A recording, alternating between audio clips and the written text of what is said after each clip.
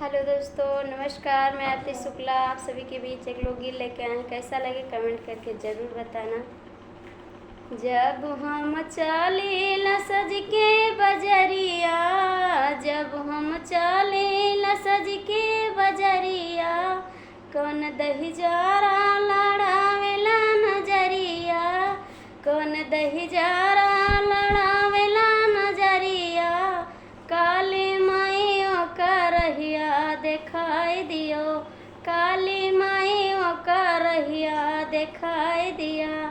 जब हम चले सज के बजरिया, जब हम चले सज के बजरिया, कौन दही जरा लड़ावेला नजरिया, काली माई ओकर रहिया देखाई दियो, काली माई ओकर रहिया देखाई दिया। जौन समझे न बहू बेटी के कदरिया, जौन न समझे बहू बेटी के कदरिया, कैसे कहोई है उनके घर बेटी हनिया, कैसे कहोई है उनके घर बेटी हनिया, कैसे करी से उकैया बताई दिया, कैसे करी से उकैया बताई दिया, काली माई उन्हें रहिया देखाई दिया, काली माई उन्हें रहिया देखाई दिया।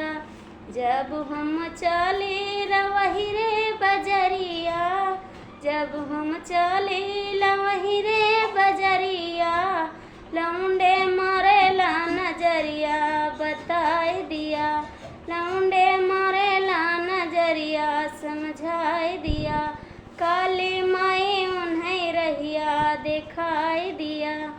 जौना बने मैया हमसे बताई दिया, जौना बने मैया हमसे बताई दिया, काली माई उन्हें रहिया देखाई दिया, काली माई उन्हें रहिया देखाई दिया।